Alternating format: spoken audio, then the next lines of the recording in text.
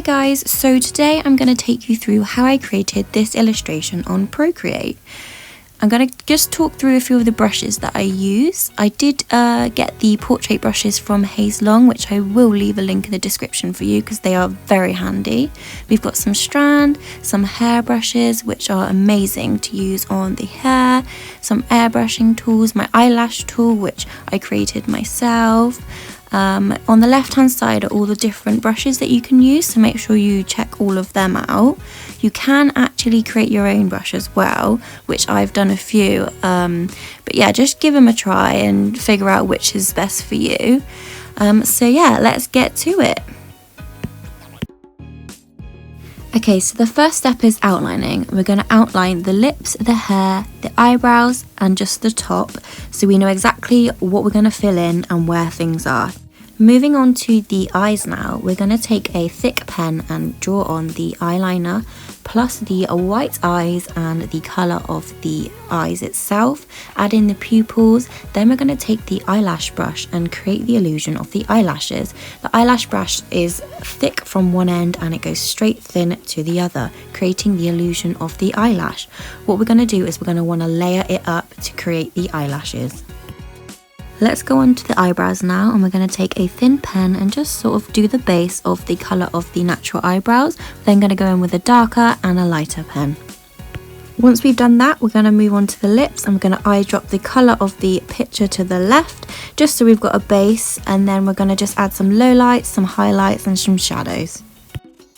Okay, moving on to my absolute favourite part of the illustration, the hair. We're going to want to take a base colour of brown and add this to most parts of the hair. Then we're going to take the root colour, add this in, and we're going to get the blend brush and just blend all these rich colours together. We want some dark, some light, and just going to blend and keep blending until it sort of looks like hair. This is going to take a while, but it is going to be worth it, trust me. So I'm switching between a hairbrush pen, an airbrush pen, plus just the thick pen, and we're just going to get some different textures going on. We just want to keep blending, keep building it up, so we've got a lot of layers going on right now. We're then going to just keep blending and you'll see how long it's going to take, but trust me, it looks amazing. So what I haven't mentioned is that I use different layers. So for example, the hair is at one layer, the eyebrows are one layer, the eyes are a layer, and so on, just so I can separate each layer. And if I need to go back to, say, the hair, for example, I know exactly where it is. So I've got rid of the black outlines now, which has made the hair look so much better. And we're just going to keep adding in different highlights, different lowlights to get that texture. We're now going to infill the face. I did do it quite a dark colour, so I went back in, changed it up. We're going to add some airbrushing, different kind of colours to the face to really make it come alive. So I'm just going in now and creating the nose and the eye structure. So I chose this photo because of the makeup and the vibrant pink. It just caught my eye and I just wanted to make it into an illustration. So just adding in the dark, the lights of the pink, really trying to copy the picture to the left. Just adding in the eyelashes to the lower now, over the pink. We're adding some glitter, which is in the Haze Long portrait brushes, which is incredible, just giving that extra shimmer, which really makes it come to life.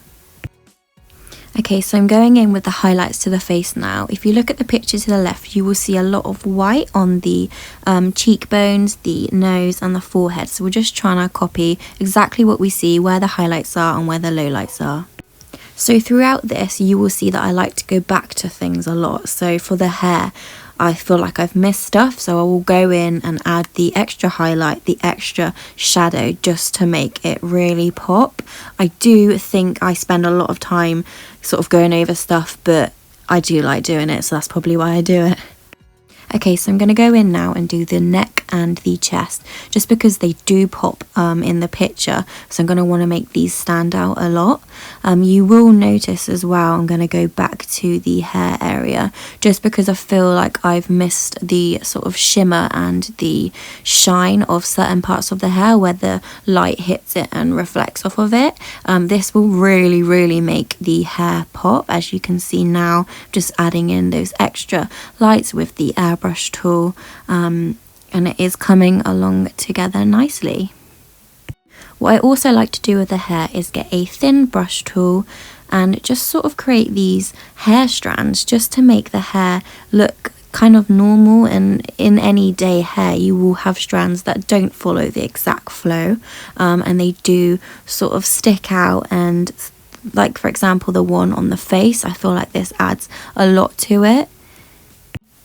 Okay, once we've done that, I'm going to move on to the red top now. I'm just going to start with the base of the red, add in some dark red, add in some light red, and then all I'm going to do is just take the blend tool and blend it nicely together. I'm going to add in the pink from the top and just create this sort of top that we see. We're going to add in the highlights, the lowlights again. It's all about creating the effect that it is 3D, so that's why we add a lot of shadows and lights to the drawing.